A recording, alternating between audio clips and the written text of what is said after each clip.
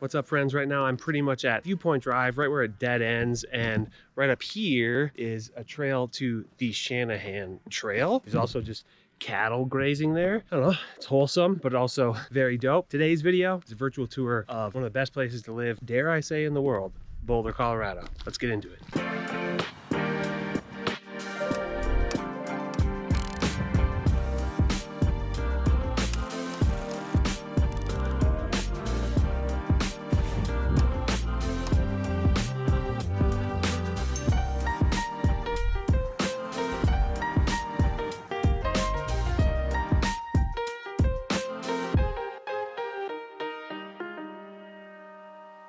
How's it going, y'all? My name is Jesse Lynch. I run a real estate team here in the Denver, Boulder area. We are called Welcome to Denver. You can check out our website, welcometodenver.co. But this YouTube channel, it's all about helping you find a place to land here in the Denver, Boulder area, whether that's buying a house here for the first time, you already live here, or you're moving here from out of state and you're looking for a specific place to live, we got you. So if either of those things appeal to you, do us both a favor, subscribe to the channel, click the bell to get notified, give this video a thumbs up, and say what's up in the comments. Right now I'm standing in Martin Park in Boulder. It is a beautiful day out. This is what we're talking about when we're talking about Colorado weather. It is chef's kiss. I think I already said that once this video, but all right, enough talking. Let me show you around, eh?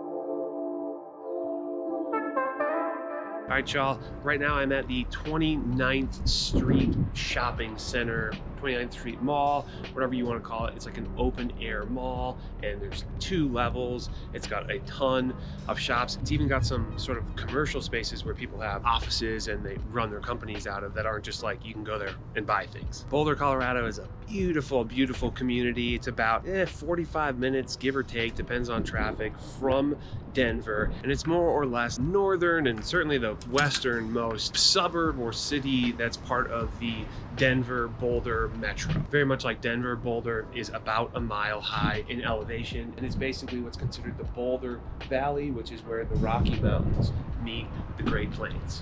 All right, as far as Boulder's geographical boundaries go, to the north and the east is largely what you would consider like unincorporated city. To the north, I think it's called Altona. To the east is Valmont, Gun Barrel, and Laner. To the south and southeast are actual sort of suburbs, and you got Superior, Louisville, or I don't know, maybe they call it Louisville, like people in Kentucky, and Lafayette. And then obviously to the west you have the Rocky Mountains, specifically the Flatirons, which is basically the lower parts of the Rocky Mountains. Boulder proper is the 13th largest city in all of Denver, with a population of around 105,000. And dare I say, it is growing pretty quickly at a pretty good clip. It's not insane, but it is definitely growing. And the Boulder Metro, which is basically Boulder and the surrounding suburbs, has a population of around 330,000. From Boulder, you can pretty much hop onto US Highway 36, it's also called the Denver Boulder Turnpike, and you can basically get right from Boulder to Denver by way of a few suburbs, both Boulder suburbs and Denver suburbs. Boulder's climate is going to be a lot like Denver's, which is beautiful, if I do say so myself. Again, Denver and Boulder both get somewhere around 300 days of sun a year. Very difficult to argue with that. And you know, there's like a little bit of a high desert vibe. Then there's also a lot of precipitation because it's right by the mountains, so not too deserty. There's a lot of trees, a lot of greenery, and plenty of rivers and glacial water as a source for drinking water here. It's so good. The winter here, and this is like a pretty big question that a lot of people have, but the winter here is, I think, pretty tolerable, but I'm also from Minneapolis where it's kind of rough. Highs in the winter here average around 40 to 45 degrees. There's going to be a few nights a year that are reach the 0 mark, but in Minnesota, again, we had like 50 0-degree days one year, so 4 or 5 doesn't seem half bad to me at all. Average snowfall per year is around 88 inches, but something that I love about it is that the average snow depth is actually usually not very deep at all, because the sun here is so powerful. You're so high up that, yeah, it might snow, but because you're in the mountains, but that snow melts a lot. So average snow depth, pretty low. The summers here are absolutely beautiful. They get about 30 days that hit the 90-degree mark, and it's also not uncommon to have a little bit of rainfall.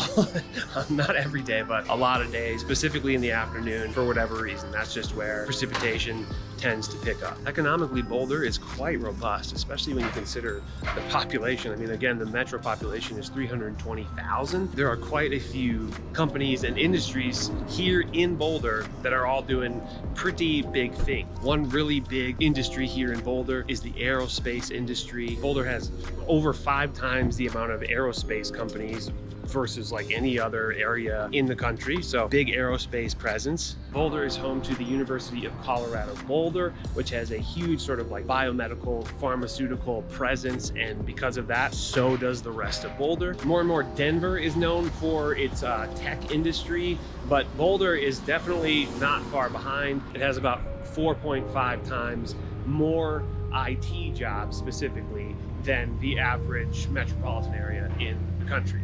And then the next two kind of go together like peas and carrots, and that is basically natural products and also clean tech. I think because of Boulder's proximity to all this beauty and, you know, natural space, Boulder by default has a very sort of like green, environmentally friendly population. And Boulder itself has more per capita consumption of organic products of anywhere in the country. And then lastly, I would say, this probably goes without saying, but like natural outdoor recreation, adventure, tourism, Boulder is known for all of those things. And the good thing is they're not everything to the city. It's not the kind of place that just turns to nothing when there's not a tourism season. Boulder stands on its own financially without that. But you know what? I am not mad that it's here.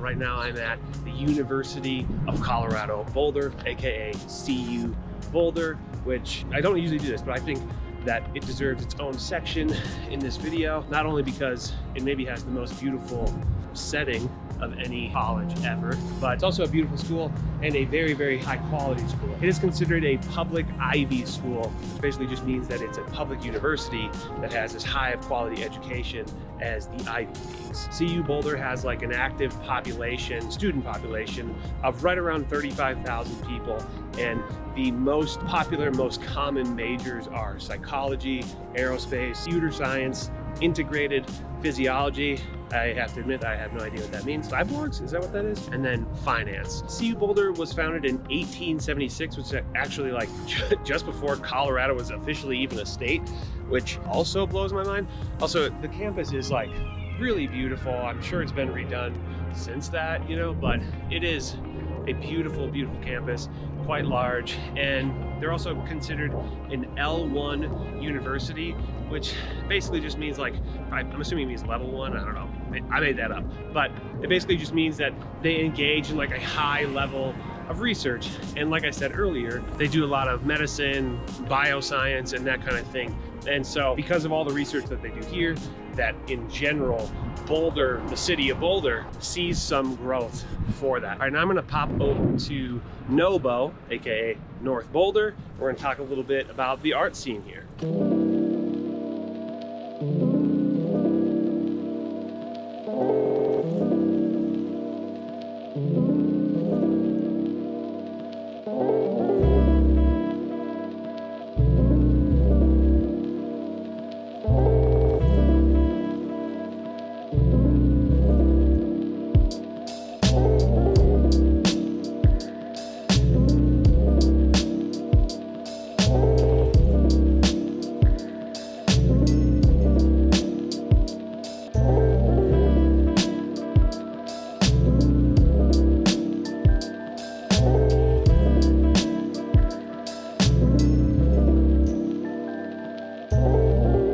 All right, y'all, right now I'm in a neighborhood called Nobo, as in North Boulder, and it is this very cute sort of like newer built community, but with a lot of these like older craftsman styles, and then you got a little bit of like the newer kind of more modern style homes with like the shed roof and all that. But it's a super cute, it feels like a very tightly knit community. I don't know if you can see that. They all kind of share, you know, like a front entrance, and it's really just super quaint, and I'm a big fan of this area. But Nobo is not just like a neighborhood, it's kind of known as the Nobo Arts District, similar to how Denver has the Rhino Arts District, although they're very different vibes. So if you're like, oh, I love the vibe of the Rhino Arts District, you won't find that here. That sort of like industrial, dingy, like graffiti, well, or mural ridden area, which I'm a big fan of. But yeah, that's not what this is. This is like a different thing. This is more like a community that is quaint, cute, and that caters to artists more. And again, more than just the neighborhood, it's not just the houses. The Nobo Arts District is like a community of artists. There's like over 200 artists that all sort of fit into the Nobo Arts District, and that's spread across artists like in their own private studios or private/public studios, or just like creative industry, specifically, you know, businesses or whatever in the area that are all sort of tied into this one greater arts community. Primarily, the Nobo Arts District is like the heart of it is on Broadway, and that's where for the most part you're going to see like the shops, like the, you know, stores that you can walk into, and the restaurants, and there's a lot of like upscale, but like cooler upscale. It's not like just like fancy Italian restaurants. It's like cool, you know, artistic, artisanal upscale restaurants along Broadway. And then the studios are sort of littered throughout the surrounding neighborhoods. They also do a thing every first Friday of every month. They call it First Fridays, very clever. And basically it's sort of like an open to the public gallery. There's two sort of main hubs for it, and the one is called the Bus Stop Apartment, and then the other would be the Nobo Art Center. So it's not just like a cool community that one could live in, it's also like a cool sort of destination that you could go to if you so desire. After this, I'm gonna hop over to Pearl Street. Pearl Street is a very cool spot within Boulder.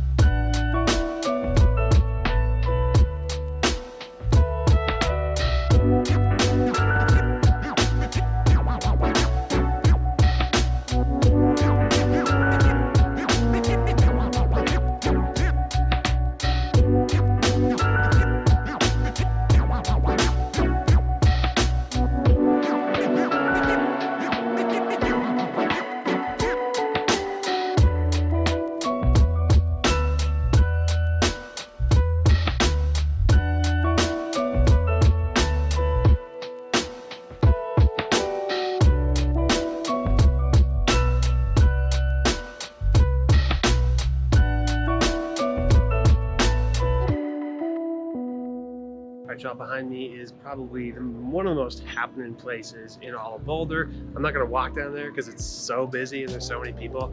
And they're all looking at me like I'm a weirdo, but that's called Pearl Street Mall. And it's literally like a 12-block long mall. It's not all only walkable, but there's sections of it that are only for pedestrians, and it's just super cool. There's something like 1,000 businesses just up and down that 12-block radius. And then also, it's not just on Pearl Street, it's the businesses immediately off of Pearl Street or whatever. But basically, to me, it's like the coolest district, the most happening district in all of Boulder. But that's with one caveat, and that is that it's maybe a little bit on the tourist side of things, but tourist trap aside, it still has some of the best restaurants, some of the best shops, even some of the more corporate shops. You're not gonna be able to find them anywhere else in Boulder, but right there.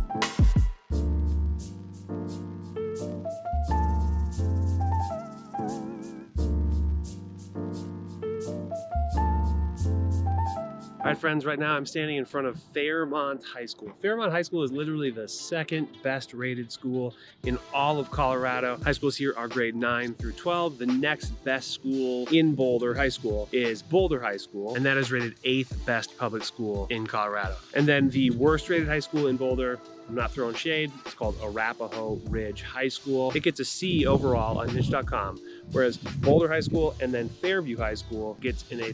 And by the way, look at this view. What a crazy place to go to high school. All right, we're gonna dig into some details. Check this out. I'm gonna walk this trail down to the lake while I tell you some deets. First of all, right up here on this ridge, there's some very cool houses, so we're gonna talk about housing. And if I'm being totally honest, houses and the cost of houses is probably the worst part about Boulder. The average single family home price here in Boulder is $1 million. If you're from San Francisco or New York, you might be like, piece of cake. But for most people, that is a lot higher than average, even compared to Denver. Denver's average or median single family home price is $650,000.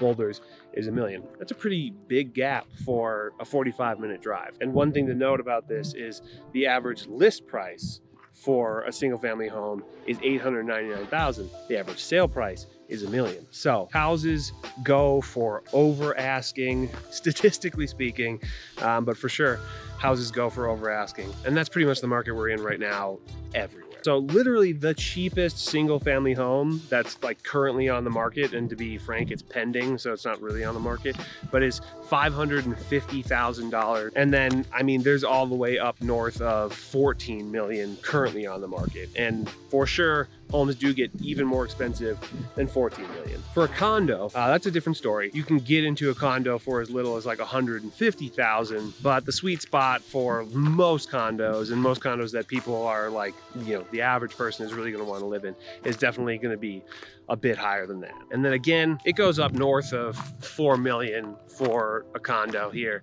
I love this. I'm outside of a school and there's like switchbacks to get down. It's amazing. Overall, the cost of living here in Boulder is definitely a lot higher than, you know, the average cost of living, but the huge majority of that is housing. Again, housing is like well over 3 times the national average. So that by default is going to bring the cost of living aggregate up by a ton. But I think a pretty interesting thing is that a lot of other costs here are actually lower than the national average. So health costs, utility costs, and transportation are all lower than national average here. I guess I have a couple thoughts on that. On average, commute times lower than the average. On average, Denver, Boulder are both some of the healthiest cities in the whole country. And the weather here is chef's kiss, immaculate. And so I would assume that, you know, heating and cooling costs aren't going to be nearly as dramatic as certainly where I'm from, Minnesota, that, you know, I mean, that's just like all over the board. You either have your heat on or your air conditioning on, or I suppose, you know, California, it's basically a cajillion degrees all the time. I think that is a statistic.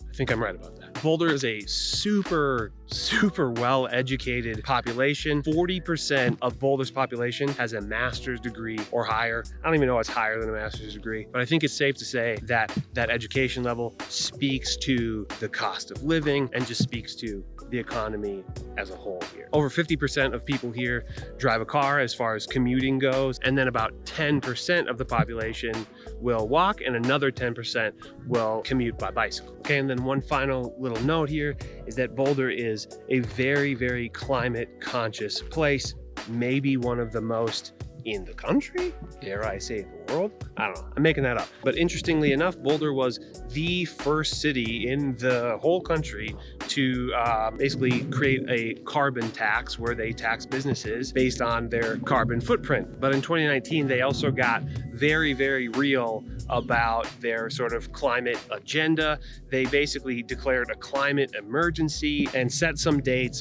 for when Boulder would be completely changed over to renewable energy. That was literally perfect timing. Just made it to the lake. This is a very nice place to walk. This path goes around this lake. It is beautiful. All right, I'm gonna show you around a little bit more. Let's go.